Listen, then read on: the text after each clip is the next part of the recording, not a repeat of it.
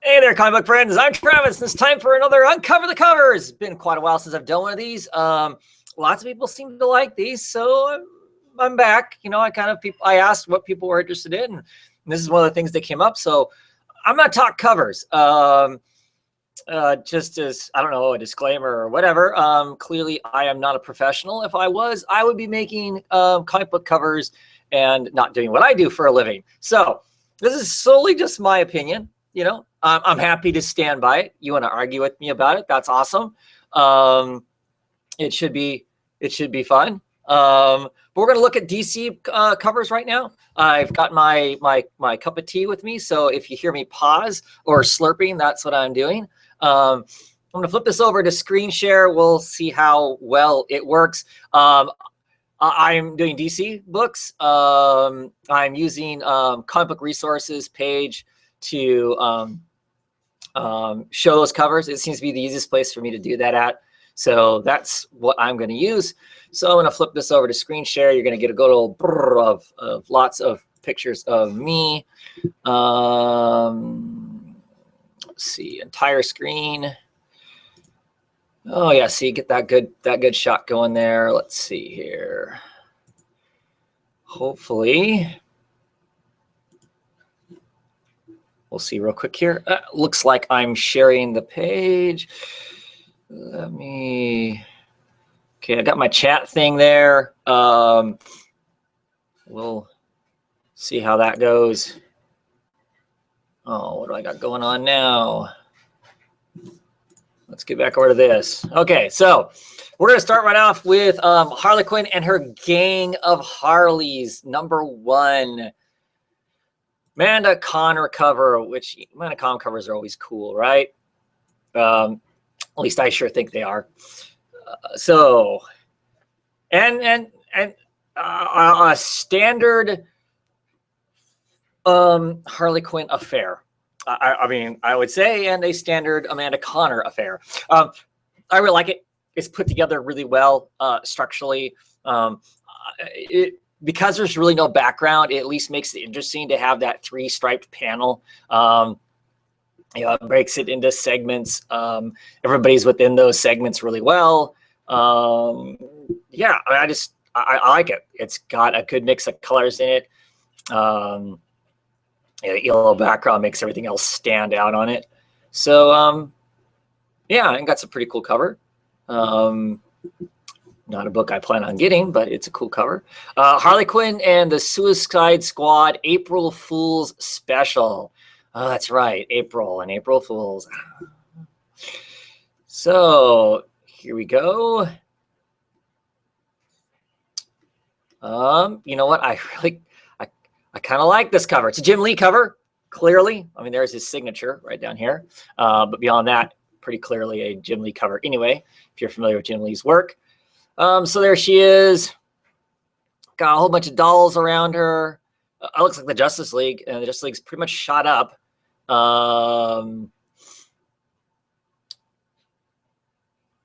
Yeah, it's got her camera there. I mean, I like it. You know, in fact, she's on roller skates too. It's pretty awesome. Yeah, that's cool. I have no idea what this comic is about. And I don't think this cover tells us what this comic is about at all, other than it's got Harley in it. Kind of strange seeing her with a machine gun as opposed to a big old mallet, which traditionally is what you see her with. But yeah, I don't know. That's pretty cool. Pretty cool. Just double checking to make sure I'm in the right place here. Bloodlines, #1. Bloodlines is a mini-series, and it came out when I wasn't getting comics. For the period of time I wasn't getting comics. I think this is the cover by V. Ken Marion, I think. Yep. Okay, here's my thing. First and foremost, man, does this look like a 90s comic? I mean, it really does. I mean, so I don't know if it's supposed to, because the original version of this miniseries came out in the 90s. So I don't know if that's, I don't know if that's part of, what it's supposed to be, because it definitely has it definitely has that kind of a look to it. So, yeah, I don't know. I mean, so I mean, I like the below ground eye view. That's cool and whatnot. You know, get a look at the characters. I'm not sure who this big blue guy is. Always concerned when you get a blue person at night when you've got the night sky in blue and whatnot. Also, you kind of blend in. I don't know. I'm not just not that excited about this cover because it's so 90s, and that's just not my cup of tea. I'm very happy to have, you know, as a whole, have missed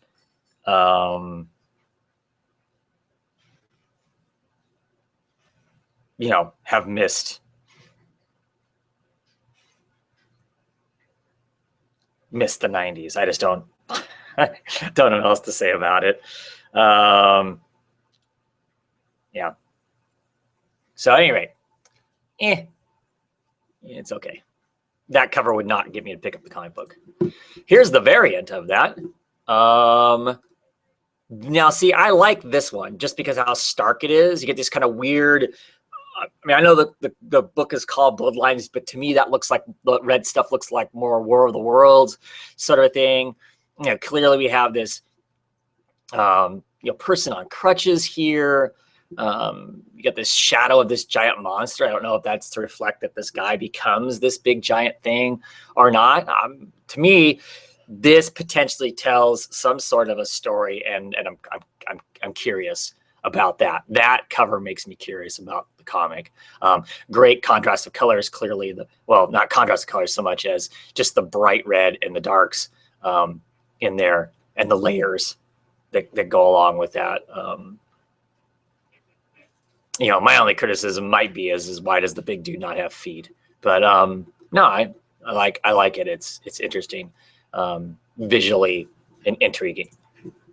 That's part of what a cover's supposed to be, right?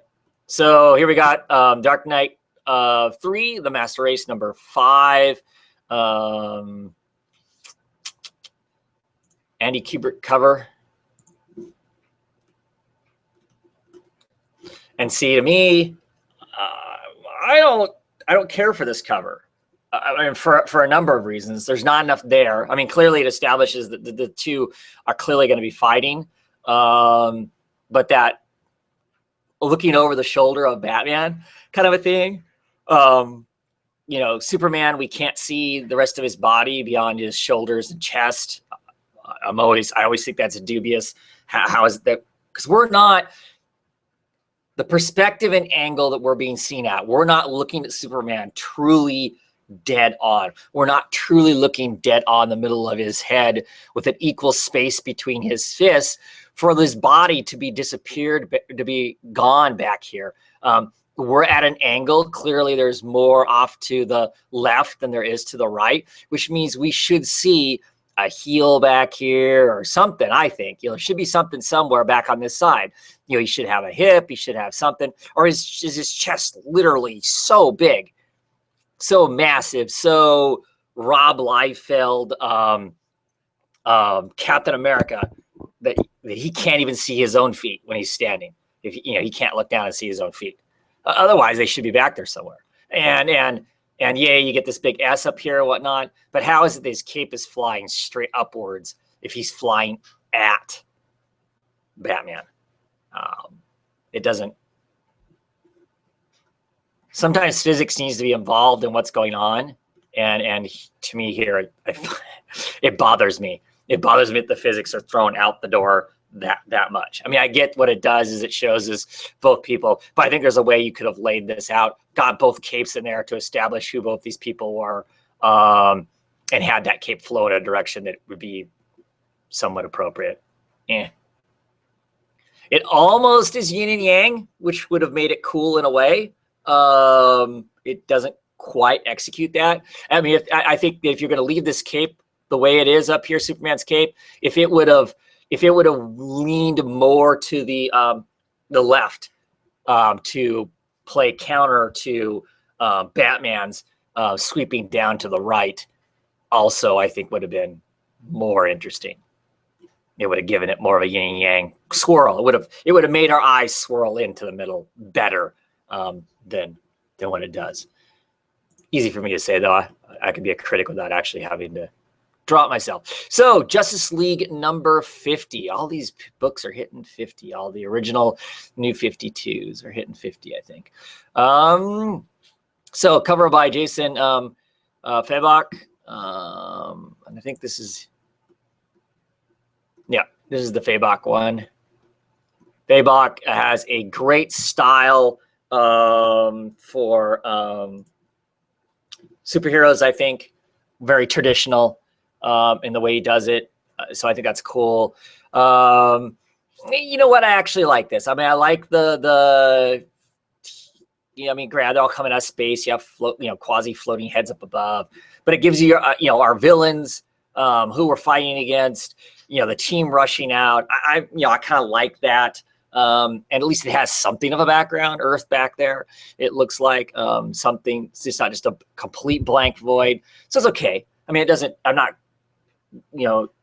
totally engripped with it. But I like it. It's fine. It's a serviceable superhero cover. Kind of wish I was reading this book when I see that. Especially with Mr. Miracle in there. And here is the John Romita Jr. Variant cover, which no, I don't care for this at all. Their eyes look weird. Why are they all squinty? I mean, I'm assuming they're going fast, but yeah. Nope, don't care for that. Another one of those, we forget half their bodies, where the hell are their bodies at. And random. Why is Superman flat when the rest of them are the way they are? Just seems very random. So let's see. Justice League of America number 10. Brian Hitch, because Brian Hitch does everything, right? Supposedly in these. Brian Hitch cover. Well, I'll tell you right offhand, I don't care for this at all because I don't care for Wonder Woman. First off, the guns that she's shooting are ridiculous. They're like something out of the 90s, quite frankly. They don't structurally make any sense. They're big, they're clunky. I don't care for Wonder Woman's face. Why is Wonder Woman, why is her hair pulled back and tucked under her tiara? That's never how she's looked and just doesn't look right as far as that goes. Once again, Superman doesn't look like he is actually blasting something so much as he just looks like he's in pain and losing control. There's not much background, so I'm not really excited by that either. Composition wise, it does work, kind of. Not really, it doesn't. It just feels loaded. It feels loaded and cramped, and maybe in the story they're all cramped into one place, since that makes a certain amount of sense. But yeah, I don't know. All around, I don't care for it. Green Lantern doesn't look great either, I don't think. What else do I want to say about it? I think that's all. I think that's all I need to say. Yeah, no, don't care for that. Of course, this is all. You know what? I'm not going to show all these Romita Jr. covers. There's variant covers for all of them. And what? This is a variation on what we just saw in the last one. This one looks better, though. I like the color of it. I like the streaking a little better in this one. And it makes a little more sense in that they're at least all somewhat shaped the same way, which I know might be fatiguing in the eyes, but I don't know. It doesn't throw things off as much as what that other cover did. But I'm not going to show all these Romita variant covers. Not interested in looking at that much Romita, I guess, myself. Aquaman number 51. Oh, so some of these are books. That's right. Justice League got behind, so it's not up with the same number as everybody else. So, Here we go. Some big giant robot dude stomping Aquaman into the ground. No, it looks pretty. It looks somewhat exciting. I mean, the problem with the lights, or I'm assuming those are supposed to be lights. Those 3 lights on it. I mean, that's where your eye is drawn to. Instead of Aquaman being stomped into the ground, and I would think Aquaman being stomped to the ground is probably the important thing. But your eyes get drawn to those circles, those 3 big circles there, and I guess the effect as well, in that you're staring into headlights, so it's a little hard to see what's going on in that area, which is what would happen if you were actually staring in headlights. But I don't know if that's effective for a cover. I think you kind of want to see what's going on in the cover, don't you? Be somewhat after that. I'm not 100% sure if this black stuff, I think that's part of the costume, because I'm not reading Aquaman. I don't know if this is some variation of a Black Manta or something in some super suit. Not sure. It's okay cover though. Other than, like I said, to me, I think that draw up to the monster, which is great. Yeah, we look at the monster, we kind of miss the fact that Aquaman is being stomped into the ground, which is probably an important element in the story, or at least on the cover. I'm gonna find out I hate all these covers, or it's gonna sound like I do. So Black Canary number 11, cover by Annie Wu. And I'm biased. I like Annie Wu. I love this whole Black Canary rock and roll queen kind of a thing. And so, yeah, she's wearing a bunch of ridiculous, gaudy kind of stuff, but she's being all rock and roll. I don't know. To me, that's fine. It works. It's interesting. I'd be curious to see what some people think. I know there's a lot of people who complain over the kind of, why are all the women always drawn with these, crotch shots and whatnot? But considering that she is throwing down a pretty serious looking kung fu kick, I would assume she is leaping down. That's the shape that looks to be. This is drawn by a woman. So, and it's not embarrassingly done. I don't think it's not gratuitous. I don't feel, yeah. I like it. And I like all the extra bling on her and whatnot because of the whole rock and roll thing. Love the covers, the colors scheme in this, the purples and yellows. Those are contrasting colors to each other. I think they work well, with the highlights and the magentas and almost to white for the yellows part. I mean, so, I think that's cool. Except that looks like I don't know. That does not look right, though. Is that Annie Wu? That doesn't look like Annie Wu.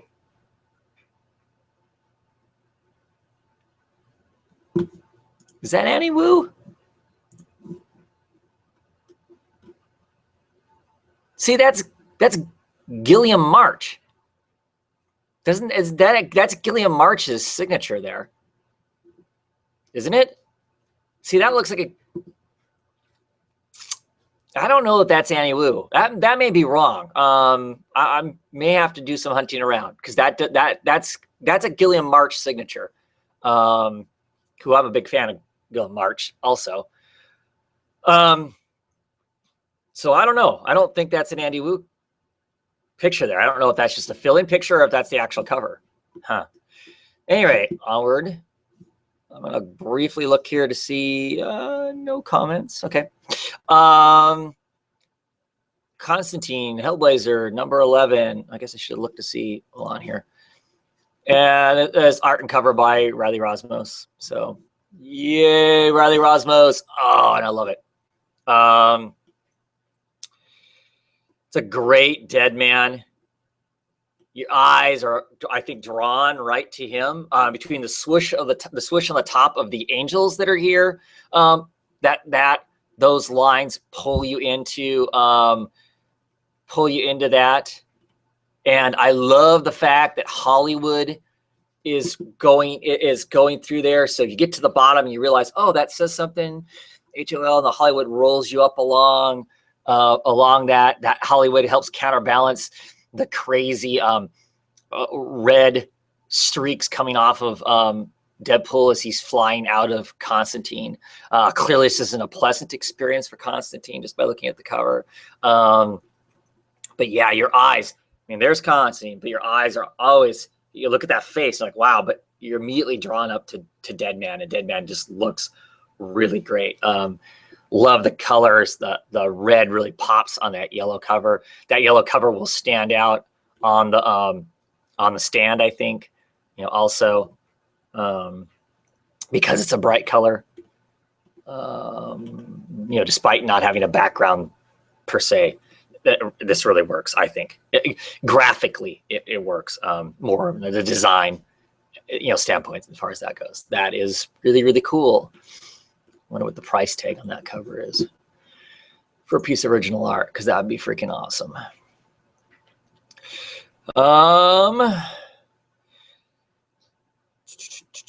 This is Legends of Tomorrow, cover by Liam Sharp. This is Legends of Tomorrow #2. Of course, this is based off the TV show, right? Metamorpho! Man, Metamorpho is actually in it. There's the Metal Men. Whoa, Firestorm. I may have to check out the Legends of Tomorrow comic book. Those are all characters that I really like. I don't know what my opinion of this Metamorpho being violet looking is. I kind of like this cover. I think I mean, other than the ridiculous over the top muscles of the leg, it works as far as him being chained up and those chains breaking the cover up. If you want to have multiple different, elements in the cover, because it creates panels, so it works like a comic book page. And I'm okay with a cover looking like a comic book page. That does work. I'm not a real big fan of the colors, though. Yeah, it's okay. I'm intrigued just as a DC fan, though, by what that's about. I'll have to look into that. Let's see. Cyborg #10. Oops. Should tell you who these covers are. Now, see, this is saying that this is a cover by Gilliam March. Or Gilliam March. I don't know how you say it. Like I said, and this is the Romana Jr. cover. So I think that's the only cover I can look at. Oh, no. Here's the other one. Yeah. See? Gilliam March. See that signature? It's the same signature that's on Black Canary. So Black Canary is clearly done by Gilliam March. I like Gilliam March. I like his elements. I like his lines. I like his depth of lines, and the way he inks and whatnot. And I like his colorist. I can't remember what the colorist's name or offhand, and I doubt it's showing. It will tell me in there, but I'll look and see. But yeah, I mean, this cover is expressive. Clearly, he is battling or breaking out of these chains or whatever. Bits and pieces of stuff are flying off of him. It's kinetic. So I like it for that. I'm assuming most of the top, this is going to be covered with title. So, the lack of background above isn't going to be such a big deal. I like the heaviness of the bottom of it with the weight that's going on. So, yeah. I kind of like it. It's not one of my favorite Gilliam March covers, but I think it works. For what it is. Let's see here. And this is Deathstroke, #17. Art and cover by Tyler Kirkham. See if I can pick the Kirkham one over the Romana Jr. one. Okay, here's the Kirkham one. And I don't like this at all. Yeah, okay, so why don't I like this?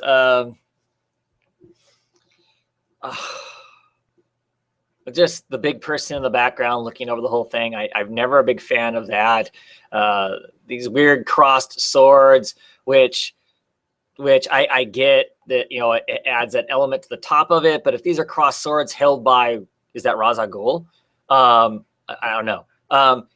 They're too close to his body as far as that goes. If you really realistically think about somebody hanging onto those or crossing them or whatever, they don't make sense from a depth standpoint, the people charging forward on this front cover. I mean, I get the charging forward superhero pose where they're sprinting, so they're out on their toes and leaned way forward. But literally here, I mean, normally their foot would be off the ground, and the leg that's stretched out long, the toes of it would be barely touching the ground, but they wouldn't be leaned over this far. I mean, literally here, they are walking at the height of their knees.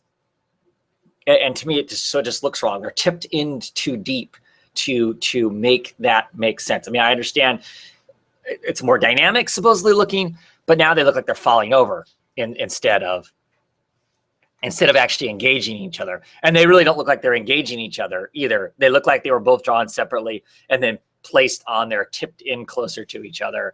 So I just don't. I don't care for the elements. And some of that is just me. Sometimes this works, the giant head looming, looking over the scene of something. And other times it doesn't. Here for me, it doesn't. Does it at all? I would be much more interested, I think, in the Ramada Jr. one, where it's just Destro coming out of some gas looking like a badass. To me, this is a much better cover. Just the element of him popping out of the gas, like I said. And they keep changing Deathstroke's costumes. Sometimes I like it and sometimes I don't. These things on top of the shoulder pads don't make sense. I like the helmet, though. I like what looks like padding across the top of the head and stuff. See, that makes sense to me. Kind of like it, though. I like the colors of this, too.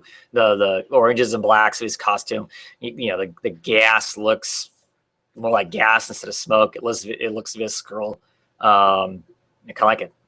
It's a decent Ramada Jr. This to me is classic Ramada Jr. That as it disappears into the smoke, the ties of the back of his mask, just the lines. Yeah, classic him and his dad, I think, really.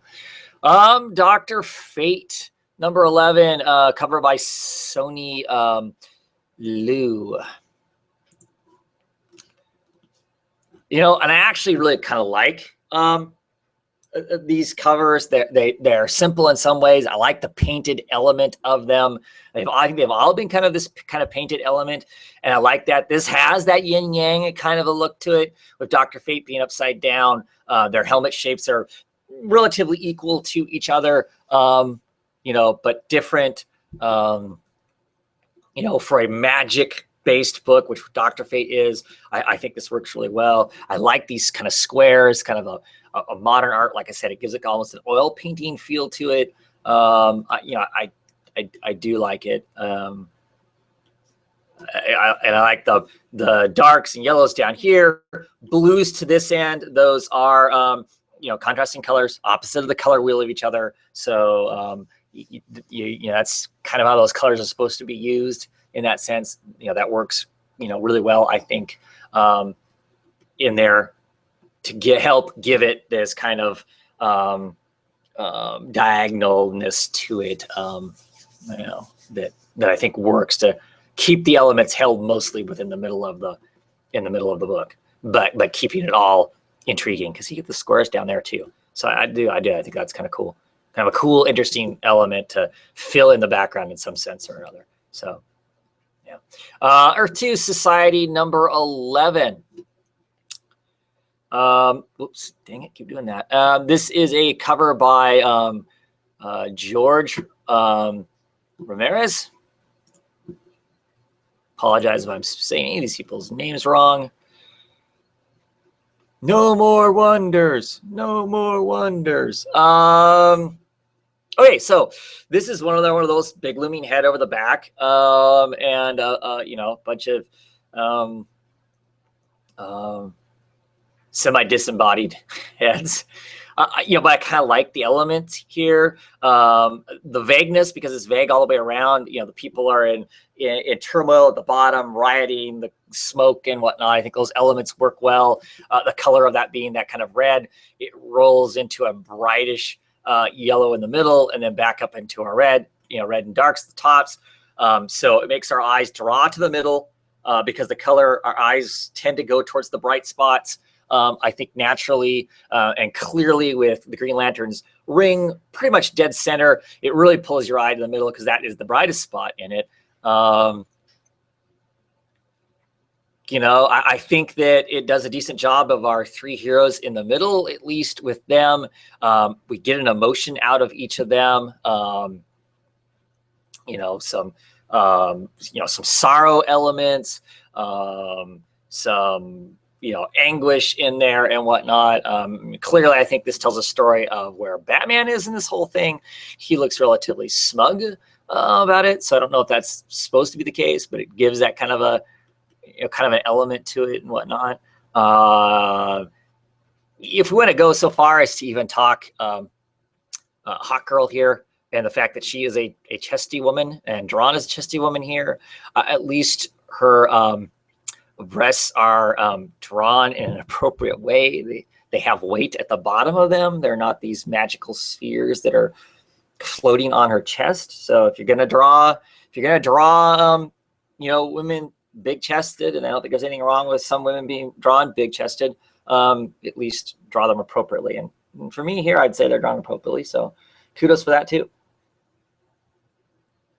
I don't know why exactly, but this cover having kind of the same elements that maybe a Deathstroke cover had, for instance, I like them here better. It works better. Maybe it's just better art. I don't know. Can't always 100% put why it is that I care for something the way they do.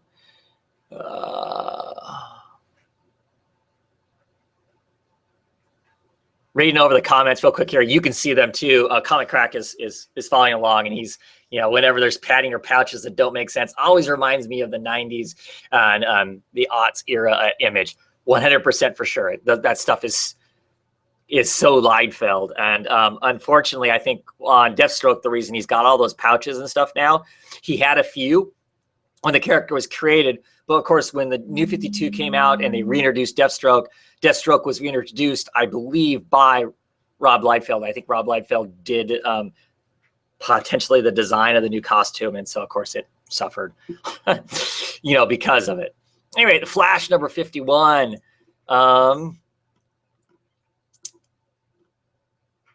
So I guess I should have looked to see who this cover was by.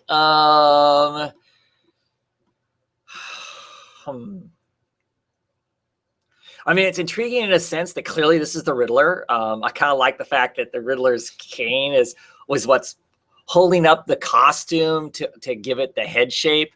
I think that's clever. So it's clever in design. I mean, I even like the costumed hand draped over the staff. So I find that part interesting. I don't know that this was necessary. This question mark inside the shadow, I mean, this is all enough elements, in my opinion, that this wasn't needed. So I'm not sure why that's there. That actual piece of writing, because to me, that a question mark is a piece of writing, immediately pulls my eye to that spot, and that's what I want to focus on. And I don't know if that's what I should be focusing on off to the side there. I mean, really, the high shine of the staff here and holding up the head is what I should be focusing on, I believe. Yeah, it's okay. Like I said, I know most of the element up here is going to be filled in with title, so not really having anything there is generally fine. Yeah. I'd be curious about a Riddler story with the Flash. Who was the art by there? Ivan Reyes, which I know a lot of people are really huge fans, and Joe Prado are huge fans of Ivan Reyes. Let's go on to Green Arrow number 51, cover by Patrick Searcher, who is normally the interior regular artist. No, there aren't quite as many pouches on this version of Deathstroke as there is on his own.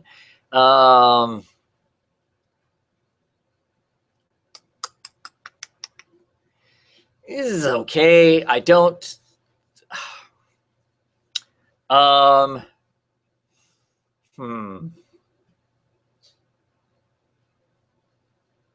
Then one of those covers where you're putting both people on. They're supposed to be in some sort of a dynamic fight, but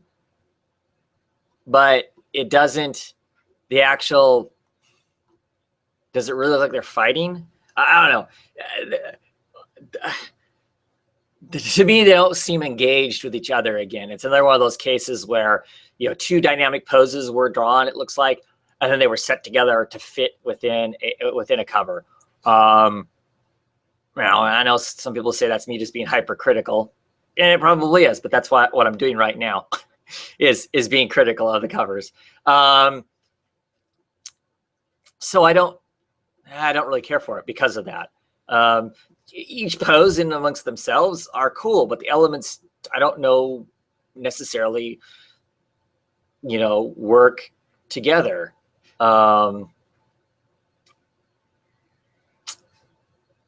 Yeah. Anyway, I don't got much to say about that cover, I guess. Disappointed in Green Arrow right now anyway. So maybe that's why too. Justice League 3001, issue number 11. This is a cover by Scott Collins. Interior arts by Scott Collins. I am not a Scott Collins fan. I'm really hoping that we get Howard back on the book soon. So, got our heroines here, and this big glowing orangish yellow fist. As far as how the elements are laid out, it works really well. We get one element of what these people are concerned or panicked or frightened of or whatever. So, I like it for that. It's kind of a classic superhero type, a cover. This one does work structurally. You've got this one big element, heavy element here, draws her eye to that, puts her eyes to this. It's how it needs to work as far as that all goes. I am curious to point out that that's a new Supergirl costume. She had been wearing her traditional costume in the comic, so I don't know when she adopts this one, but that's kind of a curious, almost looks like something out of the early 70s, just the design with that element of the line coming down, the circle there around her belly button. That's kind of different.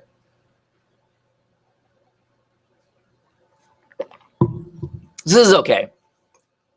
As far as a standard superhero type cover goes. Yeah, not bad. Not bad.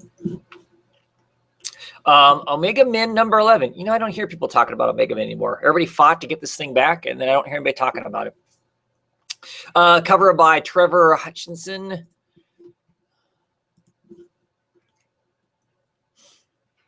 Now, see, I really like this. Omega Men.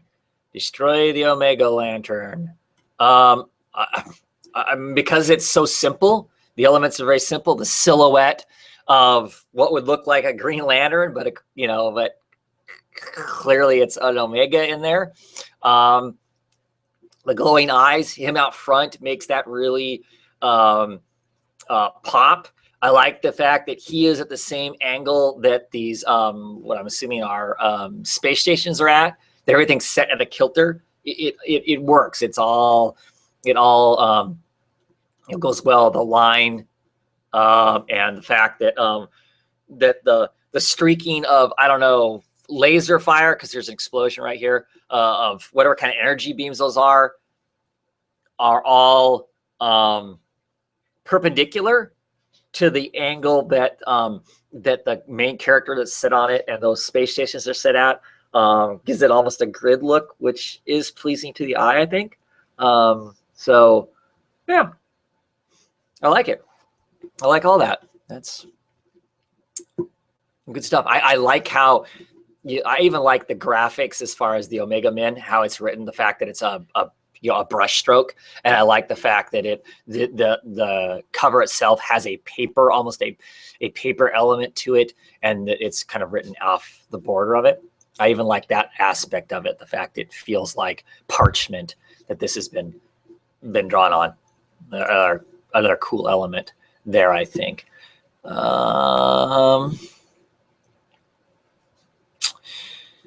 Let's see. So there's some delays in the feed. That's okay. So Red Hood and Arsenal, number 11. This is covered by Leonardo Manco, I believe is how we say it. Oof. Oof. Oof. This is one of those covers I do not like. Because okay, so we got all these different layers going on here. Each character is a different distance away. The distance doesn't seem to matter for the size of the character. I mean, in my opinion, if you're going to have the person at the farthest away be really big, and that seems to be this silhouette of this person holding their hand up, because there's their leg too, which is a weird element back there. Then everything in front of that should get smaller in progression, in my opinion. But so you got the next smallest thing is Red Hood. That makes a certain amount of sense. Then you got Arsenal back here, who's missing parts of his body without reasons as to why he would be missing the bottom of his leg, other than feet are a bitch to draw. He's a different size. He's much smaller. And then we've got this element of Joker's daughter in here, and she's larger again, which to me doesn't make sense. Put her back there somewhere so she's in between Arsenal and Red Hood at the size that she is, and then put Arsenal in the front in maybe a different pose so he's not blocking it with his silly bow. Close up front if you want him to be this smaller element. To me, that just works right. This is a hot mess. Her hair is horrible too. I don't know what her hairstyle is currently, I guess. But yeah, it's no problem with having an ugly looking face. I mean, she's kind of a creepy girl and whatnot, but yeah, no, do not like. I mean, I like the target kind of element, I guess, of the bullets, and I like the way they've drawn the elements of the person in the background that's silhouetted, because you see brick back there, so it's like a silhouette that you're seeing into, and you're seeing elements behind it. But maybe those elements tie into the distance and size of Red Hood, but it doesn't make much sense otherwise. That's another one of those kind of things where I don't know if this is done on a computer, and that just makes it so much easier to throw all these weird elements on top of each other and go, yeah, that makes sense, when it doesn't make sense. To me, anyway, it does not make sense. Midnighter number 11.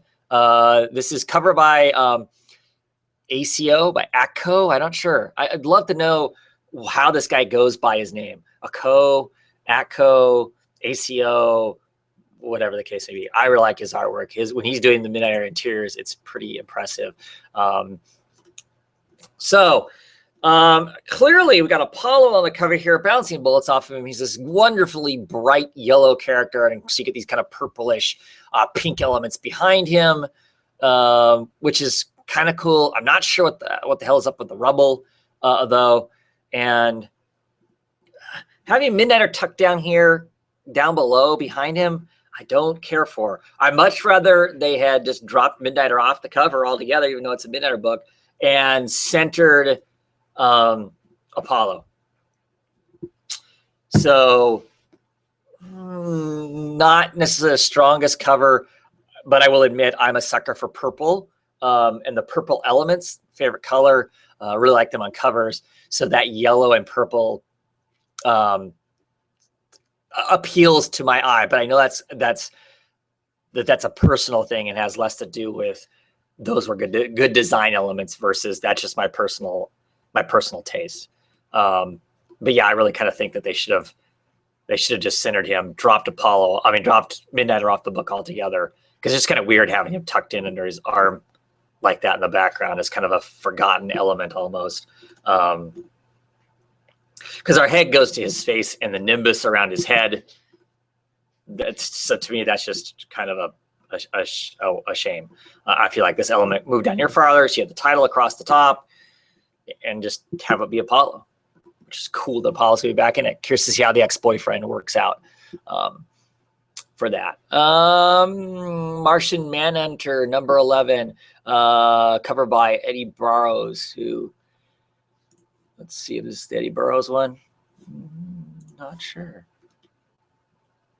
Yep, this is Eddie Burroughs one. I really like Eddie Burroughs' artwork. I think he's a really good kind of traditional superhero artist. So I'm usually pretty happy with most of his work. This cover bubs me out. I read Martian Manhunter. If Mr. Biscuits is dead, I'm going to be really bummed because Mr. Biscuits is really great. He's that kind of noodly looking character that's there. I mean, so I like this. I like this in the fact is you got this far off distant city. You know, a little closer. You have this rocky outcropping. You've got some character back there. You got another character that's in the you know, back there in the back, and it all is proportionally and prospectively right. They get smaller as they get farther into the distance. It gets less, you know, less clear as far as the element go. Clearly, our focus is on this damaged character and this half version of Martian Manhunter here. That's clearly shedding a tear. You know, everybody's got the right kind of emotion for this kind of a la Supergirl from Crisis on Infinite Earth. You know, cover element here. It works as far as that goes. You know, colors are clean. Excuse me. I'm not sure 100%. I'm choking on my tea. I'm not sure I'm 100% sold on the Martian Manhunter in blood element. I don't know if that was, you know, to fill in our bottom of the cover.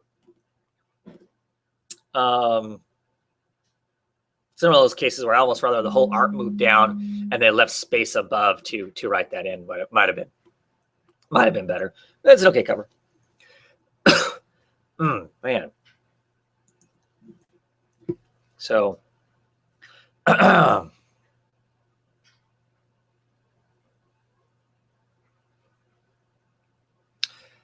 okay, what's next here?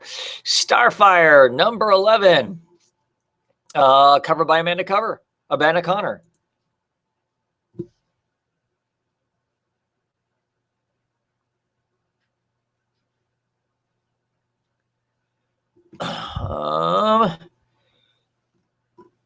No, this is the Jay Romano Jr. cover.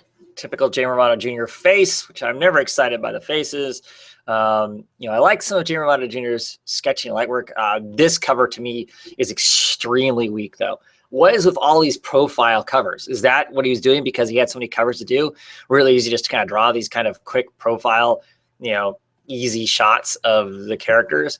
Let's get away from that. Let's go to this one, which is the Amanda Connor cover. You know, which is an Amanda Connor cover. It's great if you like Amanda Connor, classic Amanda Connor eyes and nose. I mean, I guess there would be a certain complaint that maybe their faces all look the same. I mean, she looks like a Harley, doesn't she? I mean, just, you know, give her a different colors and she looks like Harley Quinn. But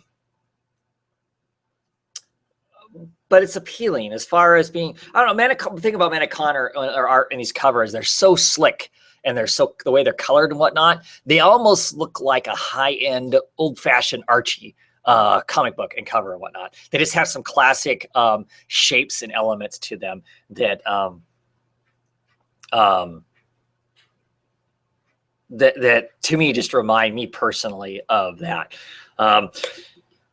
Design elements, I think they work pretty well. We're drawn to her face. That's the brightest spot with the fire going the way it is. The angle that's coming off of her head matches up well with the angle of the trident that she's hanging onto.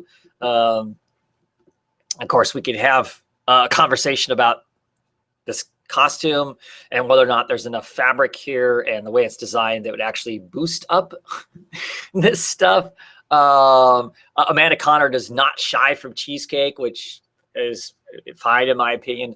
I actually like this blurry light element, you know, the city, you know, the lights of a city or whatever behind, that kind of blurred, washed out, you know, through the windshield, rainy windshield kind of a look. I'm okay with that as being a background and stuff. But I think you're just really, for me anyway, really drawn to those green eyes set amongst that orange and whatnot. it's a decent element. And the fill of the other characters moving forward. Yeah, I think it works really well. Works really well for man. Kind of over here. Let's see here. New Suicide Squad number 19. This is a Juan Ferreira cover. Oh wow, this is really graphic. Okay, so first the color scheme. This all being basically gray, a graphite, and color makes, of course, the gore of all the amount of blood really pop out in it. There's some questionable structure of legs and how that all works here, possibly, but Cheetah looks frightening down here. So we're relatively framed relatively decently without looking like they copied each other. These two fists, put us to give us the look of Harley and Deadshot there. Clearly tons of elements to make this look desperate with the amount of blood that's splattered all over the place on this. There's some elements. I like her hanging on to her bells there. I've been reading Suicide Squad off and on. I don't know if that's something that Harley actually does, uses that element as something that would be to attack with. Clearly they're beat up. I mean, her boot is ripped and hanging down. One of the bells is down here. So I like all that. Cheetah just looks frightening as all heck. Got a little bit of story element here with Kane written on these hands. I don't know if there's like a brotherhood or a society that was in, I believe, the Grayson books, either the Grayson books or the Midnighter books. This group of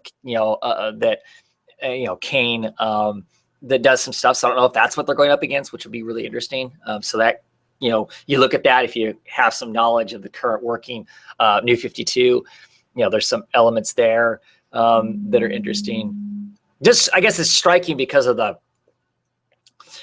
colors. I really like the color of it. It is balanced across it because I'm assuming up here at the top we're going to get the title. So to me, the elements are there. But man, it's a gory cover with that much blood and striking blood dripping around it. But it has the elements. They're not floating in space. It's clearly a wall. It's got cracks in it. It's got the line where the floor comes out. They're actually laying across the floor. They have weight on the floor. The shadows are appropriately weighted too. It works. It's grim. I don't know about it sitting on a shelf with a bunch of other, it's sitting on a shelf with a bunch of other, comic books, how appealing that is to the, to the,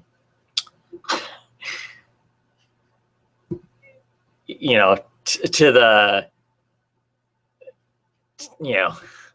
kids going in and looking at that and being freaked out by that.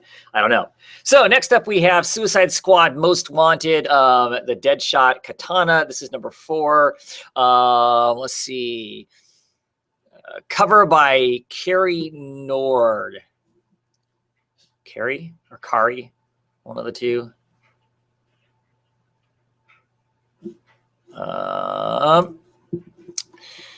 Let's see here. So,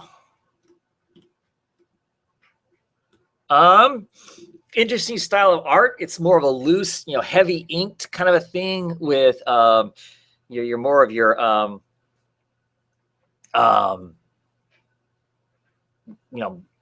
blobs of color as opposed to using the color elements to heavily hold up the structure of it. I do like it. It's exciting as she's, beating on, what is that, Cobra? What are they called? I can't remember what the serpents are called. So yeah, I mean, I kind of like it. This because of the segments of this almost looks weird, but not really. It's proportionally right. I mean, it's pretty hard to draw someone doing that kind of pommel horse thing, and you're below level with them. So I think kudos as far as that goes. It's a pretty exciting cover. I mean, even the swirl of this kind of overlaid element that I'm sure was photoshopped in. It even adds to the draw your eye to the center where Katana's at there. This splash of blood flying up adds to the element of her whirling around up above them and whatnot. I like that as far as it being it's not your standard style of a cover and whatnot. It's got lots of elements. They're suggested, to give it weight and interest, little pieces of wall and then space that doesn't look like it's anything. The somewhat inked element of possibly a torch back there, the ceiling elements. It's got a lot of, it's almost like the color was put down and then you inked around the color to make a picture out of the colors that were blobbed down in some elements of it. And I appreciate that. I like that. That's kind of art school elements and stuff. I don't know. I like it. I like the color contrasts, the yellows down here, the purples up here, balance each other out, I think, to some degree. That's a cool cover. I'm really kind of looking forward to that whole comic book. I hope it ends up being good. Teen Titans, number 19, covered by Ian Churchill. I'm just kind of a mixed bag on Ian Churchill.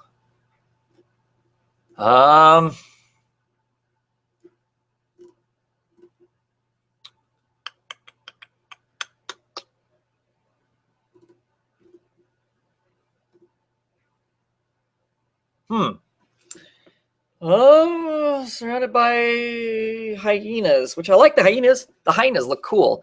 I like them a lot. Not 100% sure about these people being stacked on top of each other. And the other problem is they all have the same face. This has a very David Finch look to it. But design-wise, I think it's exciting. It's clearly, three very dynamic women. So I think it's exciting as far as that goes. I like the colors of it. I like this kind of almost in the shadow up close to us because the bright light is on our heroes, of course. So I like that element. Curious that Wonder Woman's back in her 52 costume, not the horrible costume they have her in her own comic.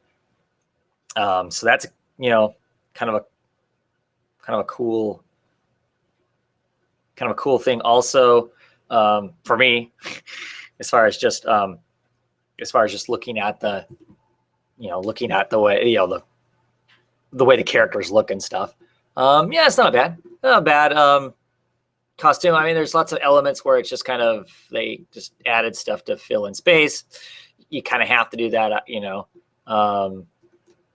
so where are they at or what they fight on, I guess doesn't matter so much because most of your eye is right here, drawn into those elements. And it just occurred to me that the hyenas are the ones carrying the swords, aren't they? That's kind of cool.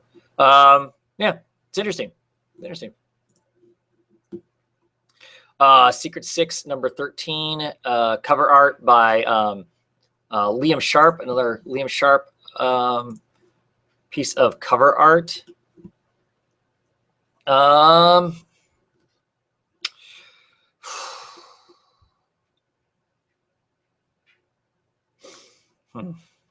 Okay, so the thing I like about this is what this looks like is this looks like scratch art. I don't know if you're familiar with like a scratch art. I don't know what else it's called, where basically you put all these colors down, a picture down on like paper, and then you paint over the top of it with black.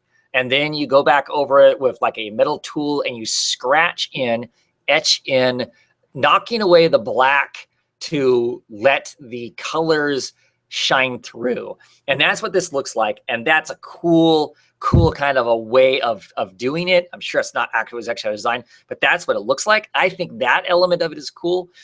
The element I don't think is cool, Mr. Big Shot's arm here, the element of that seems wrong as it's pointing over Streak's shoulder, her walking forward, which clearly that's what she's supposed to be doing. This leg element doesn't seem to make much sense. I don't understand what the hell's going on with this rubble down here, other than it's a way to cheat to get rid of feet. It's just kind of a random something or other.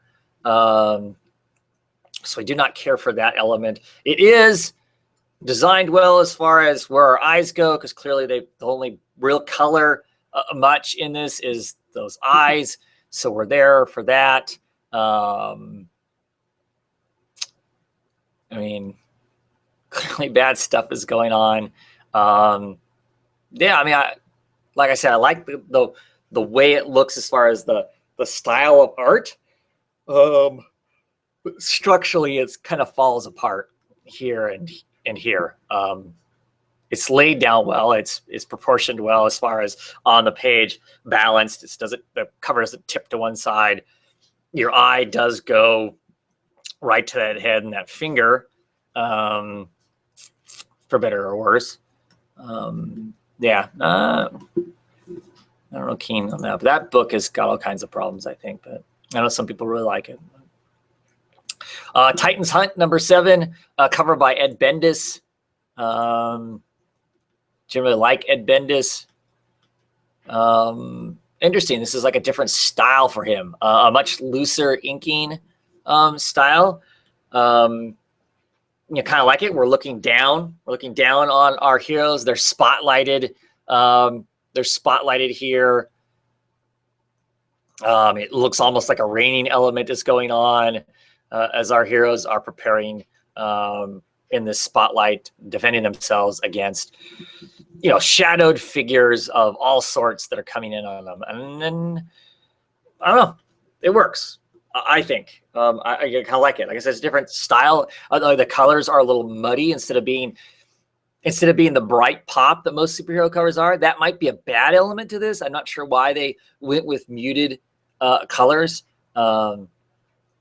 I think that it might have been better if they would have went, because they're in the spotlight, went with brighter colors. But maybe the spotlight works because that washes those colors out some. Not sure. Yeah, I mean, as a whole, though, I think it's strong. It's strong. Everything good. Everything framed really well. Got our heroes right there in front. They're all set amongst themselves well, I think. It's, clearly, to fit them on the page, they're all always standing tight to each other, but I think it works. Drinking my tea. Swamp Thing number 4, covered by Kelly Jones. So I don't know what Kelly Jones has got against drawing Swamp Thing's face. It seems like a lot of these covers are always showing Swamp Thing's back. Assuming because this is green in color that it's Swamp Thing's back. Well, there you can see it. You can see him down below.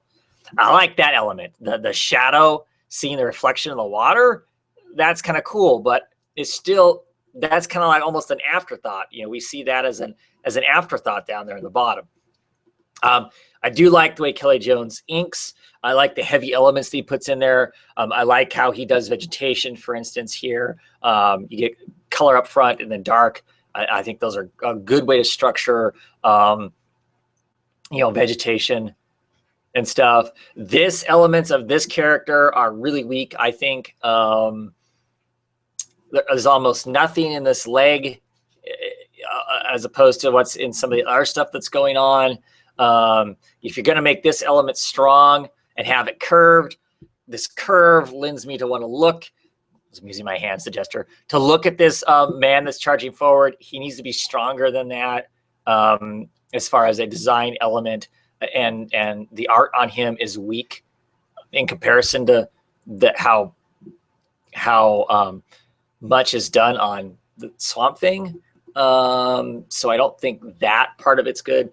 Swamp Thing is just so strong that your eye goes to it, and I think because of that curve of it, you kind of want to go. I don't know. I almost don't feel like it keeps it centered.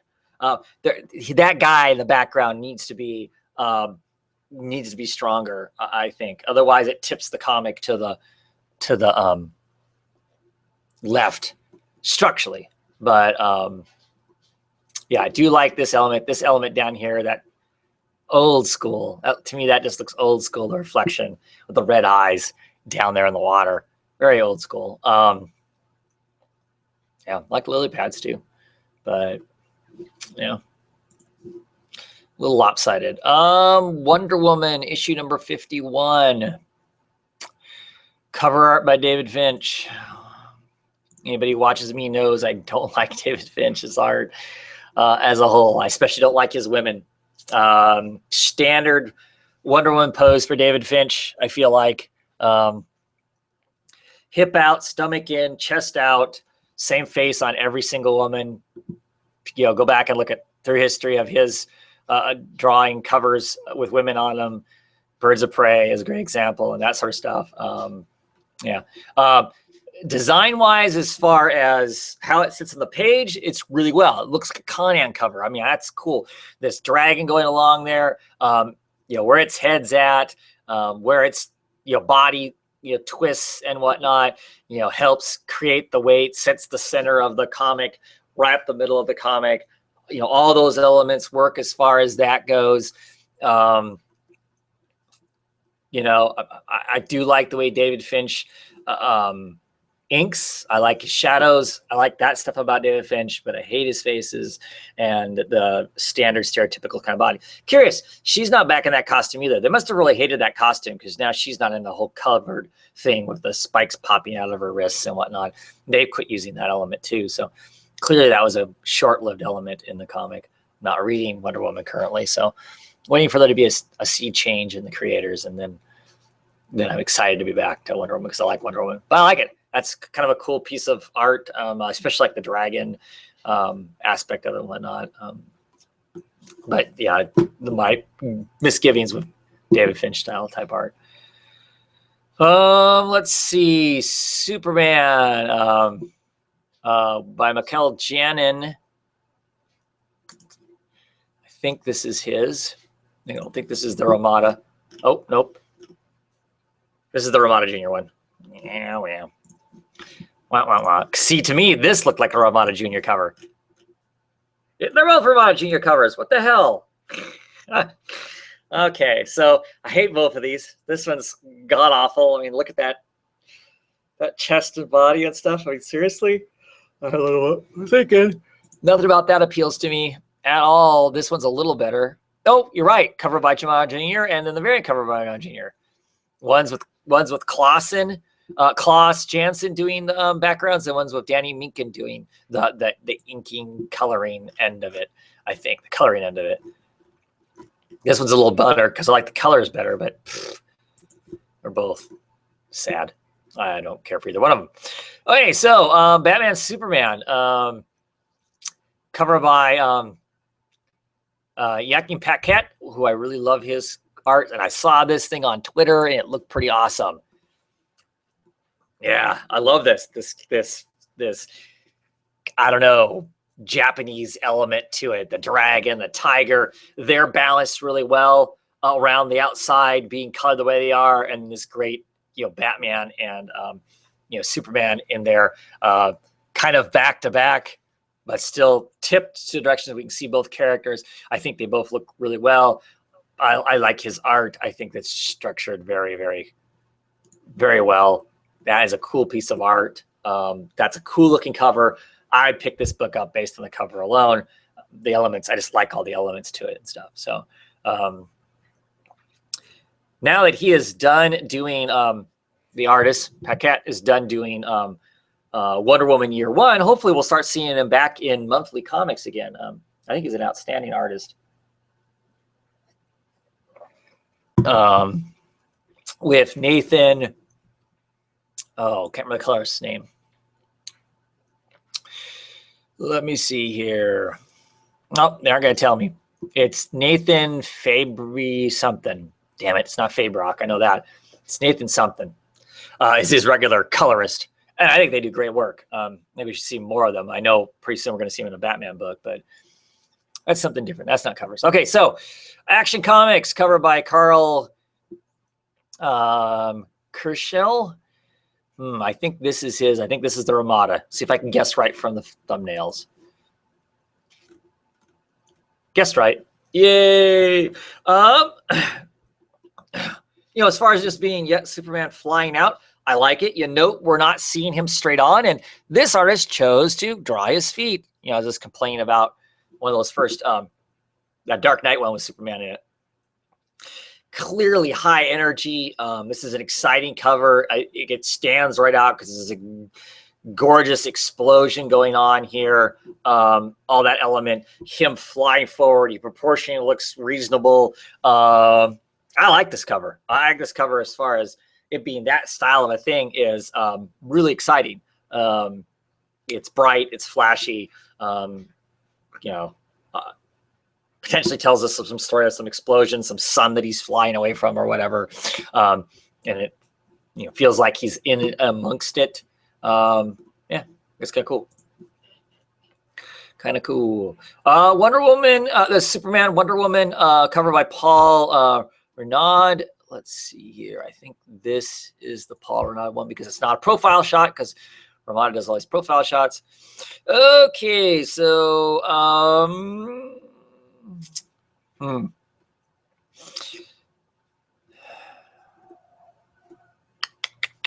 I want to like this, but I don't. And part of the reason why is the elements are different from each other. So our two superheroes, they look like soft cell, like something from like they're a frame out of a cartoon, which is fine. Great that they look that way. The colors on them are nice and clean. They're bright. The lines are very kind of dark around the edges of them that frames them, and then the elements of their muscle tone, that sort of stuff, is more very shaded and light. That's great. Would make it exciting animation kind of a thing. That all works. The guns almost are the same thing, but then this truck that Wonder Woman is holding up, and I'm not sure if she's supposed to be holding up with two hands, because only one hand really looks like it's on it. The other hand, I don't know, looks more like striking the pose. Then the truck is this kind of graduated, all the same color, and so it looks like a laid on element after the fact, and so kind of it to me it breaks the belief that this is all supposed to be a scene, and this barbed wire up front is just kind of random too. A random thrown in element that I don't know is needed or makes much sense. So it breaks down on those elements because the two elements do not match up together well at all. I really think that if they're going to do the heroes that way, they should have colored everything that way. I mean, I know that makes those two heroes stand out, but they stand out so much they literally are lifted off the page. And they aren't lifted off the page because they're so realistic looking. They're lifted off the page because they look like a decal that's been stuck on to a different style of art. And so that, to me, that pulls me out of the element. It lifts them literally off the page. So I'm not 100% sure that she's actually holding that truck up or not. Otherwise she has a very pretty face and whatnot. But yeah, to me, that design element, I don't care for it. I don't care for that kind of the way it's done. Superman Lois and Clark #7, art by Lee Weeks. I'll guess it's this one because the thumbnail is a big giant profile. Wow. I kind of like this. To me, it looks like we're up in space somewhere. This kind of element, the spatter, the way the backgrounds are, the colors that are there, the inking that's done. Clearly there's some sort of fight or something else along those lines. This guy's kind of creepy in what looks like some sort of a space uniform or outfit. We have a super here. I'm not sure if it's Clark or Dad or something. I don't know the story, but I'd be curious about it to see who it looks like somebody body slammed. A Kryptonian, I like it. I like the colors, dark at the bottom, light at the top. It contrast across. I think it works well. Those elements and stuff. Yeah, that's good. Cool. Cool. Let's see. Superman, The Coming of Superman. Neil Adams. Not even sure what the heck. 6-issue miniseries. Haven't even heard of this one. And wow, I don't even begin to know what the hell is going on. What is that? Is he leaking out of out of his cheek, out of his neck? Did he squish a bug super fast and he's pulling his hand away? Oh, no. I like Neil Adams back in the day, but man, that is rough. And his thumb and these fingers, I don't know, there's something wrong. There's something wrong all the way around. Do not like. Let's not even talk about that anymore. Ooh. Superman, American Alien, number 6. Ryan. Oh, let's see. A cover by Ryan Sook. There's a variant by John Case. I'm gonna take a guess at which is which.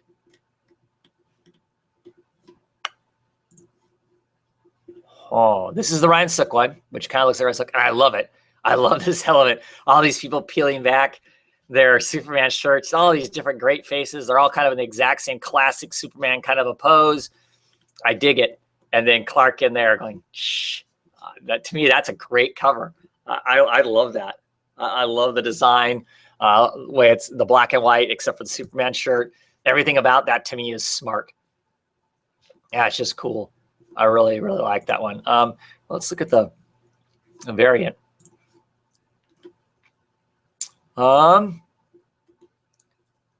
Interesting. It's a kind of an interesting kind of a, the Superman or the Wonder Woman, pose sprayed on the wall, kind of an element. Not sure how much this has to do with the story that's going on, but it's okay. It's kind of intriguing. But I really like the other one. The other one's really striking, the Ryan Sook one. I'm a Ryan Sook fan though too. So, Batman number 51, cover by Capullo. So clearly it's this one.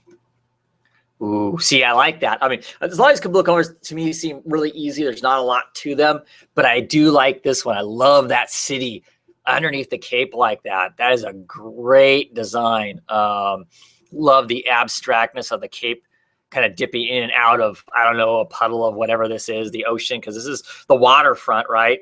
That kind of bleeds out here, the shine off of that. Really, this is, to me, really designed really well, a smart kind of element. This is the kind of thing you're going to see on a trade or that sort of thing. It's just very moody, very cool. Yeah, I like it. I like this. This is really striking. Kind of wasted painted space up here maybe, but to get this design element to pop the way it does, I think it works. That's cool. It's cool. I like it. Detective Comics number 51. Wow, how many DC Comics? Let's see.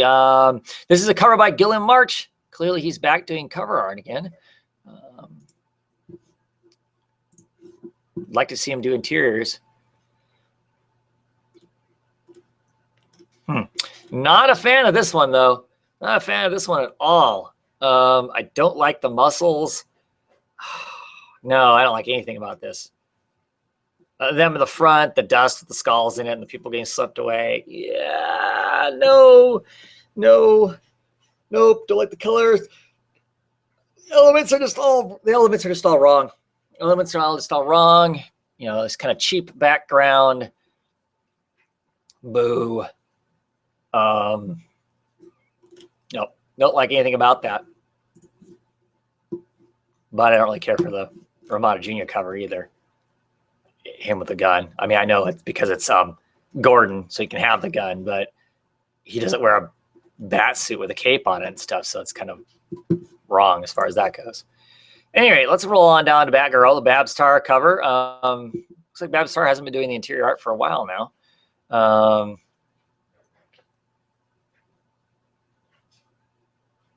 Sorry, I was actually reading the solicitation, which I told myself I wasn't going to do. I don't want to be spoiling some of these books and whatnot. So, Babstar cover. I really enjoy this. I like Babstar's character work. I love her faces. Clearly, this is bad. Sad stuff's happened. She's got her all of her stuff in the garbage can there. I like it. I like it a lot. I think it's smart. I love the colors of it, the shading of it, the occasional yellow highlight in her hair. It looks reflective. She looks like she's pondering the weight of the world on her shoulders. I like everything about it and whatnot. I've always been kind of a fan of Baptar's, art. It's I think it's well done. I think it's a great element for this book and the way this book has been designed. It's gorgeous. It has feeling. It has feeling, and it's good. The sun is shining the right direction the entire way through the picture. Understands how light, shines on an element. I want to get really nitpicky. This window element looks the wrong perspective versus the stairs. This window should be more almost parallel. See how this stuff is all parallel, but and actually it shouldn't even be parallel. It should be going up and away, but yeah, one piece of perspective. See how this is going the angle it's going. See how this is high up here, low down in the bottom corner down here where this knob is at the bottom of the stairs. That window should be the same way if perspective is being drawn right the whole way through. Either the perspective point is clear off to the bottom left-hand corner, or it's the right-hand corner for the perspective that they've got going on here, a 2-point perspective. But that's me being picky. If it's just that one window element that's not right, whatever. You don't even look at that. That's me being, like I said, being super nitpicky. Clearly, this is the Barbara is the focus, in her costume in the garbage can, and that all works great.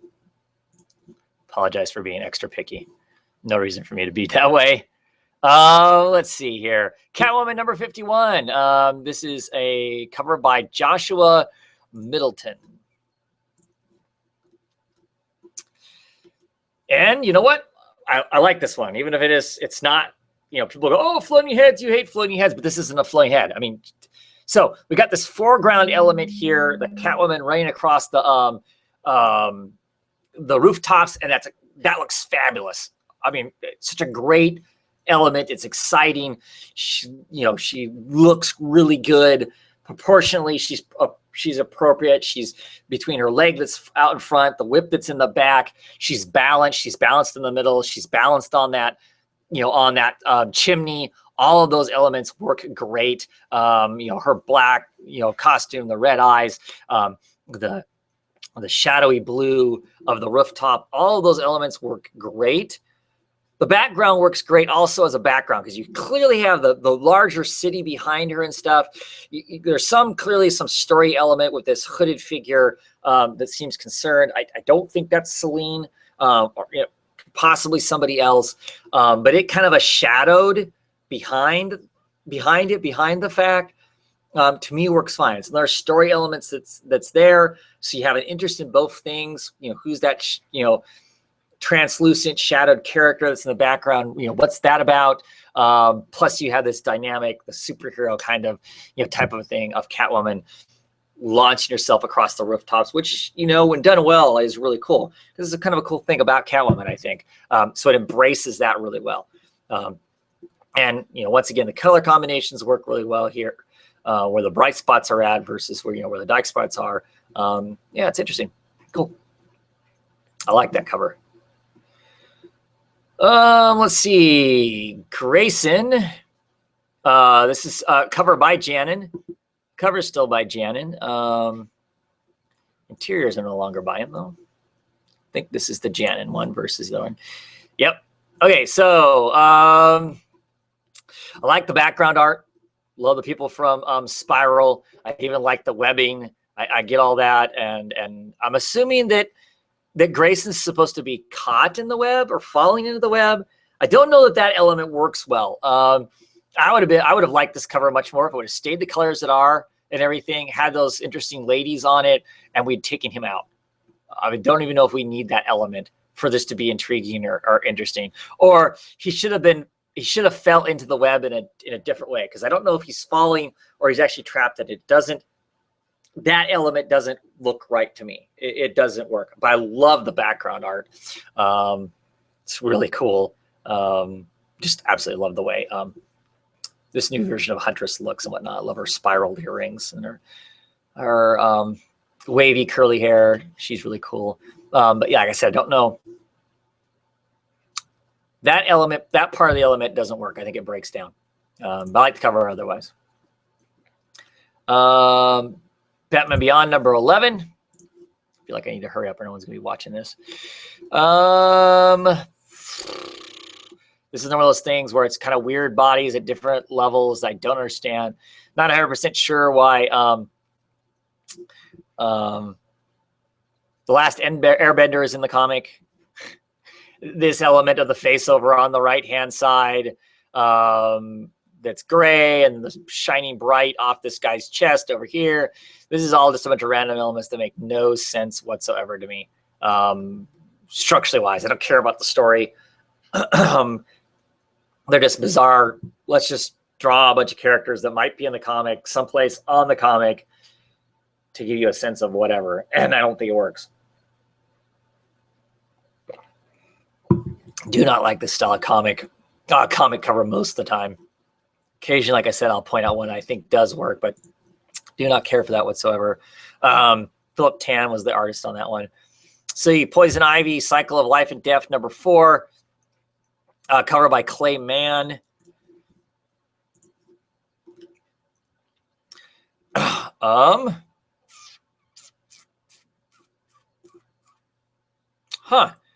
Poison Ivy, go back to using her old. Okay, so I like the creepy hands coming forward. That part's fine. Not sure what up with the sheets or whatever this is that's up close here. You know, got her shining from the flashlight. Don't think that Catwoman needed to be unzipped as far as she is, as far as those kinds of design elements.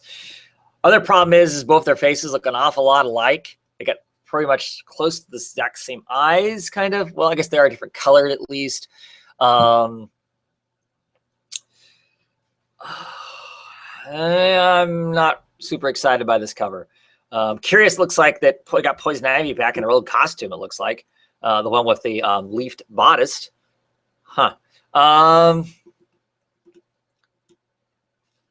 It's okay. It's okay. I don't something about the faces that not 100% sold on.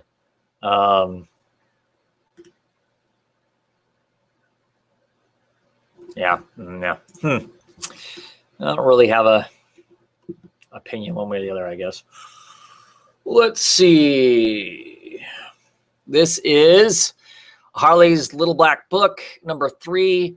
Amanda Conner is the regular cover here, which is just fun to get a cover with Zatanna on it. Fun watching Harley have fun with the rabbits coming out of it. They're all cute. Not sure why we had to have the hats and the black background.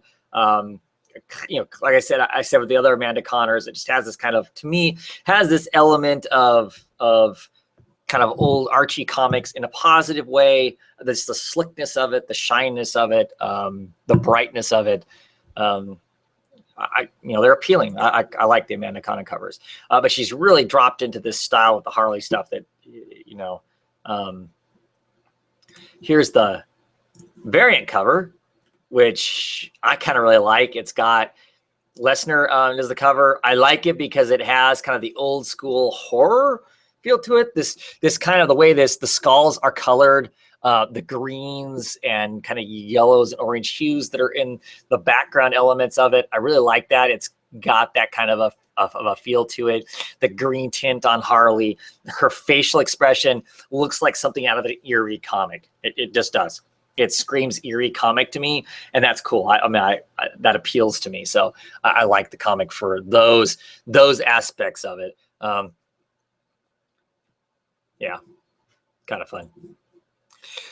Harley Quinn, number 7, regular cover by Amanda Conner.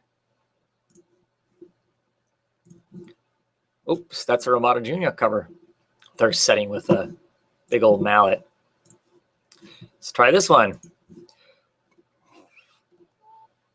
Once again, her looking somewhat cheesecakey and smiley, and like I said, to me it looks like a it looks like a Archie comic or a romance comic kind of a thing. The pliers and the screwdrivers are weird elements. I'm not sure what the heck's up with that, and the hammer and the wrenches and all that. I'm assuming that's supposed to tell me something that's going on in the story. I don't know if it does. Yeah, it's okay. If you like Amanda Connor's art and you like this, kind of floating on a background kind of thing, it's a good cover, I guess. It's not my favorite, though. Let's see, Gotham Academy number 17. Cover by Mingjul Lin Chin. Ellen Chin. Mingjul Helen Chin. Sorry if I'm killing that.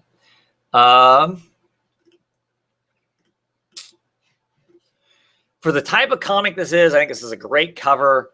It shows our cast of characters, kind of gives you a feel for what they're like. Each one of them is like. Each one of them has a personality. Them standing up here, the bat signal in the background, the tall, moody skyscrapers of Gotham. I think all those elements work. Kind of the windblown look and whatnot. Yeah, it's a cool cover. If you're wanting to read a book about youth that look like they're going to school or whatever, I think this just would scream, pick me up and read me. It really has all the elements to go along for that. Good cover. Robin, son of Batman. What's curious is this cover that they're showing here is the cover to this week's Batman and Robin. So I'm not sure what's up with that. This cover by Patrick Gleason is literally on the comic that I got this week. So I know this isn't the right one, but I love this though. I mean, Damian just is great element. I love it. Stand on the white because the shadow that turns into the bat that's bounced up on the wall, that's within the bat signal kind of thing. I like that. I like that play on the shadow and whatnot. And for a white cover where he's just staying in the void, I think it's pretty cool. But that is clearly not the cover that that's actually going to be on it. Okay, we are Robins, cover by Romero. Romero covers are always really cool, I think. Here's a great one. Him punching some guy. Looks Joker-esque. This is Duke. Duke has issues with the Joker anyway. He lost his parents during the whole last crazy Joker thing that was going on. The blood on his fist, I don't know, is a little weird. But this kind of high contrast, bright, overexposed color, the way they do the color, I think is really interesting. It gives it kind of its own look. But yeah, I really like this. I mean, I like that reflection in the goggles and stuff. I mean, if that's supposed to be Duke, he looks a little old, but whatever. So kind of like it. Green Lantern 51, cover by Raphael Sandoval and Jordi Tarragona. And I think it's this one because the other one is a flying silhouette.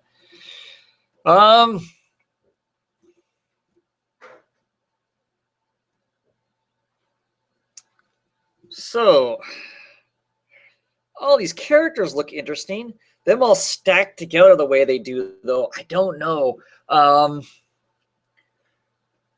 maybe it's just because I'm getting to the end of looking at these covers after a while, like they all start to blur. Yeah, I mean, Green Lantern carries more weight in the cover because of the brightness that's around him and stuff. So that offsets the other characters that are coming at him. What I think is unfortunate is everything is so close to the same color, and I get the fact they're wearing uniforms, and so if they're wearing these uniforms, their uniforms all look the same. But there's almost between it's so kind of green, but kind of this gray green, that it doesn't allow for all the interests that these characters are to really be seen. I think this is good pencil work, good inking. I just wish they would have had a larger color palette so we could see the interesting elements of these characters that are on the right-hand side and up towards the back. I mean, I like it. It's lost a little bit in there, and that's unfortunate, I think. But with the brightness coming off of the Green Lantern that helps him carry as much weight as this group of guys on the other side. So that works as far as the cover being balanced, I think. Almost actually tips towards Green Lantern a little more, which is fine because he's the main character. But yeah, it's okay. It's okay. There's just things I think could have been a little better. Sinestro number 22. This is, whoops, cover by Brad Walker and Andrew Hensey.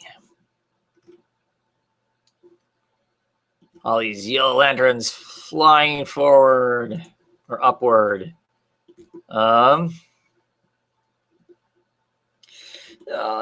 It's okay. I mean, you got this, our main, character here that holds the most weight. Lots of other interesting yellow lanterns flying up to fill in the back of that. Trying to decide where my eye travels to. There's so much. It's almost too busy in the background, because it almost looks like all those people are flying off of her. I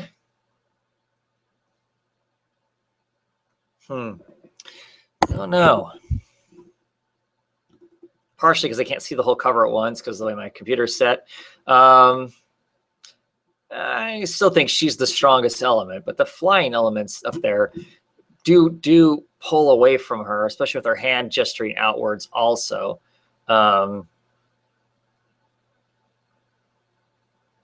it's okay. Okay. Green Lantern Corps, Edge of Oblivion, number 4. Ethan Van Shriver cover.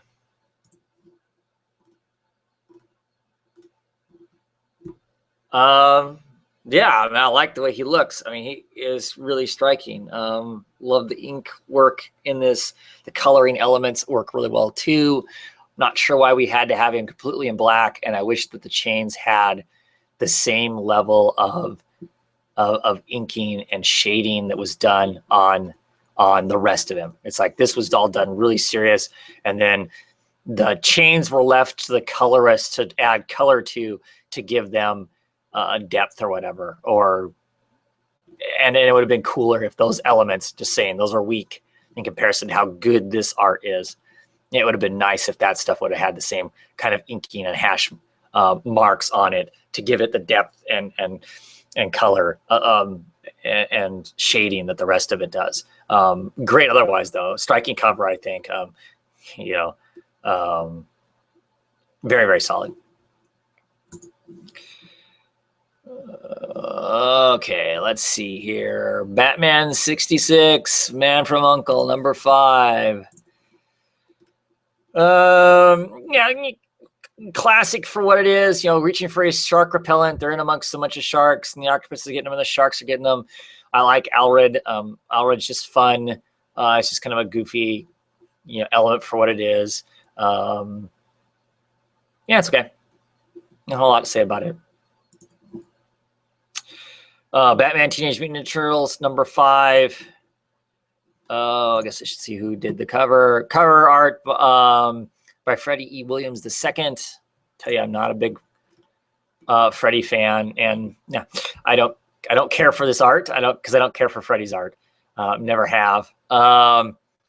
So its design elements work great. The Arkham Asylum, gate, the ninja stand on top of it, Shredder way up on top there. That's all really cool. All the crazies from Arkham pouring out, onto the streets. Great. But as far as the actual art itself, I don't care for it one bit. I don't like the way it's colored. I don't like the line work. To me, it's just messy. Like it's done with markers and not in a positive kind of a way. Yeah, unfortunate as far as that goes. But the style, the design, of it is good. Okay, Injustice: Gods Among Us, year 5, number 7. I'm gonna start hitting some of these kind of quick. I don't care for this. This is one of those kind of things where you've got multiple elements hanging, and they don't make sense. And these eyes inside the mask, kind of a thing, to me, it never worked really very well. bunch of slap together stuff that I just don't care for. These kind of elements that are going on. These are both by David Yard, and this is number 8. See if I like this one any better. Now, see, I like this one better. Here she is up on a stage. She's interesting looking. You got these people that are clearly down in the audience that are Joker-esque and whatnot. This great joke in the background, a painting on the wall. Love everything about this. This is a cool cover. Her kind of kissing out. That's awesome. Yeah, no, I mean, that's really cool. That's a really cool cover. It makes it very interesting, cool piece of art. DC Comics Bombshells number 11. Aunt Lusa is the cover artist for this. Yeah, it's okay. It's one of those kind of things where the background and the characters don't quite seem like they land together. I kind of like it for the design and the style that it's supposed to be. I guess it works for that. The action and movement all work well as far as that kind of stuff goes. Yeah, it's okay. Legends of Wonder Woman number 4.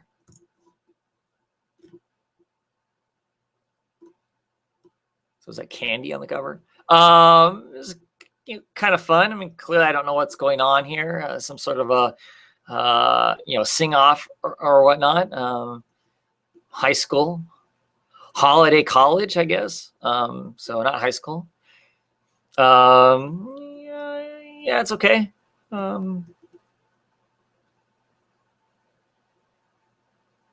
It's designed well. She offsets the 4 people on that side. Yeah, that's okay. I'm going to skip the Looney Tunes and the Teen Titans Go. And it looks like we're going to roll into trades. I don't know where the Vertigo books are at. Kind of want to talk about those covers since I'm doing DC stuff. Let me roll down here real quick and see if they're down here farther. Seems kind of odd that we don't have them here. Oh, here we go. Okay, so get down to that. Check to see if I got no comments. Okay, so Astro City number 34. Alex Ross cover, of course.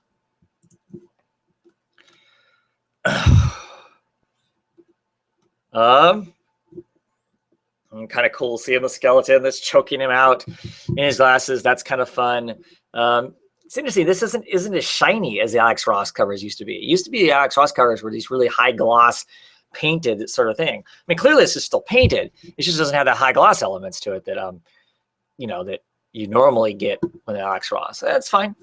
Is it okay cover? Clean Room number 7. Jenny Friesen cover. Really like a lot of Jenny Friesen's art. Really like this one too. You got the grays and purples that a lot of these covers have had to them. I like the fact that the palette for all of these covers has been somewhat limited, and it all seems to be this kind of a palette. I like that. I get to this run of comics, I start going through them, and they all kind of have the same kind of hue to them, which I do like. If you were familiar with this comic, that Mack truck, that truck that's back there, has significance. You guys do both these characters. They're stand there. And this is characters that stand well together. I mean, it really looks like the older woman is standing behind the younger girl with her hands on her shoulders. Those elements don't feel out of place.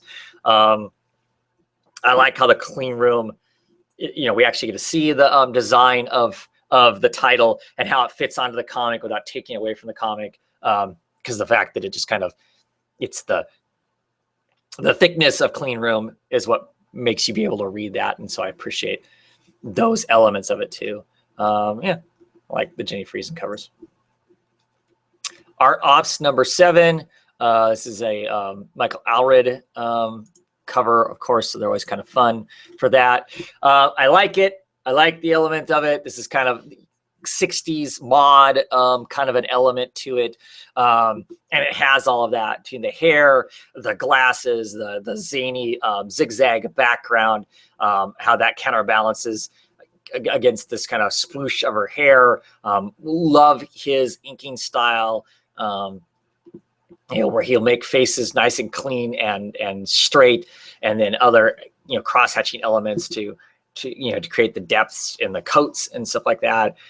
That's one reason I just like him as an artist, and I mean he's got a good sense of style that is his, and it comes out in this comic and it's perfect. His style, those kinds of elements are really great. Let's see. Don't need to look at the trade covers. The Dark and the Bloody, cover art by Tyler Crook, who a lot of you know is doing his own horror comic, Harrow County. This is a great cover, a creepy ass cover. It's got the oranges and the greens, of course. Contrasting colors work really well. It's great, kind of gives you a foresty background of some sort that you don't know exactly what's going on there, but it's enough of element to give you some sort of a structure or some sort of background. You've got this hand with this screwed up thumb and these screwed up fingers that, are they spider claws? Are they reptilian claws? Blood dripping off of them. The Dark and the Bloody. I don't see how that doesn't portray anything else. That is just this really kind of creepy element. I like horror type books. I picked this book up just based on that cover because that cover is creepy. I want to know what's going on in it. So great cover, great colors. Yeah, I really like the elements of that. Lucifer number 5, cover art by Dave Johnson. Yeah, Dave Johnson's changed his art style a little bit. I don't know if he just changed it for Lucifer covers. I normally like his stuff. I kind of like this one too. I love him looking through this martini glass, and you get this kind of creepy, evil eye kind of thing. And he's got blood on his hands, some sort of lavish background. So he might be in some sort of club or something that might imply. So yeah, I mean, I like this. I mean, I think this is much more simple than a lot of the Dave Johnson stuff. A lot looser, which isn't a bad element. I think it's fine for this comic. Kind of wish the whole thing was brighter. Drab comic book covers aren't necessarily appealing comic book covers. Drab interior art works fine. I was kind of worried about drab exterior. If people are buying based on the covers, which I'm assuming a lot of people are, you need it to pop in some way to draw us in. That last cover, because of the backgrounds were oranges and whatnot, that kind of greenish drabish hand still stands out. It makes for a bright cover and it pops on the shelf. And this one I think is a great cover, but I don't think it pops on the shelf. So you always kind of wonder about those that don't. Jacked number 6, cover by Glenn Fabry. It's the final issue of this, and then I love it. I love this guy's style, the way he does stuff. Clearly you got some crazy elements going on here. I don't know if they're at the equivalent of a Chuck E. Cheese's or something, nutty like that, with this kind of weird bear in the background with a, military costume of some sort. You got our main character. Is this, over the hill, middle-aged or something like that, guy who's, got the pot belly and everything, the receding hairline, clearly that's all represented there. There's just some kind of real life elements to this. There's some Mad Max elements to it, not Mad Max, to Mad Magazine elements to it that I like all those aspects of it. It's just kind of a zany kind of a cover, and it's structured well. I know what's going on in the book. Even if I didn't know what was going on in the book, this cover would make me curious to pick it up and go, what the hell is going on in here? I just really like it. The smiles, the cheeriness at the end of it all, the balloons. Yeah. I like it. Color-wise, it's bright. Yeah. I like all the elements of it. Last Gang in Town, number 5. This has a punk rock element to it. That kind of, zine look. You know, if you were taking and cutting different magazines and whatnot to design the elements to make your kind of underground zine here with, you know, the queen with a Tommy gun with a cigarette in her mouth, smoke coming off the great elements to put the title in and stuff. It works as far as that all goes for that kind of whole, you know, punk rock zine kind of a look to it, which there is an element of that in the comic. So yeah, I would pick this up. This would interest me. I'd go, what's that? Just because I like that scene on top of everything else. So Neuromancer number 5, cover by Brett Parson. This is my favorite style of art. So hard for me to really, structurally, it's sound, him hanging down, her head lifted up, as far as that whole kind of, you know, yin yang kind of a thing, the equal balanced out, you know, something coming from the top element, you know, the top corner element and the bottom corner element swirling together. It works for that. Colors are fine. Also, as far as that goes, that bright blue background, that robin egg background with, you know, the red hair and that sort of stuff works as far as that all goes. But like I said, not my favorite style of art in the first place. So hard for me to be critical of some of that kind of stuff. Ends of it. Red Thorn number 6, cover by Chung Yoon.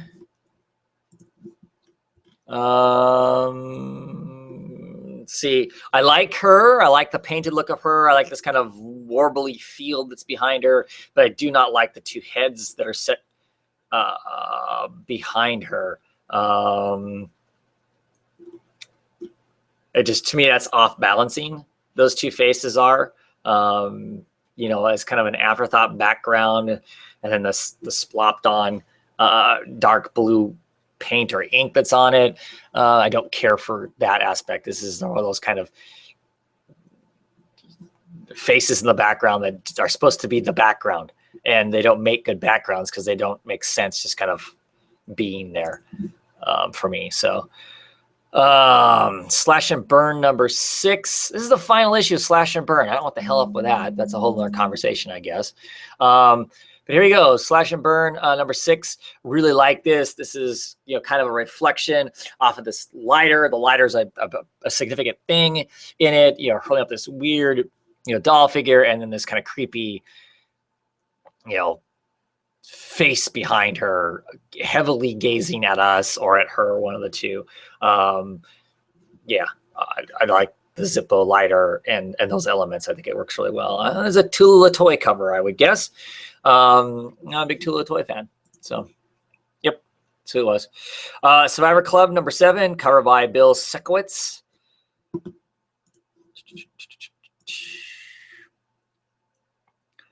I really dig Bill Sekowitz's covers, the elements that are there. I mean, you know, clearly the red was a kind of a splattered after the fact kind of a thing, but it adds the gory element of this kind of horror type comic.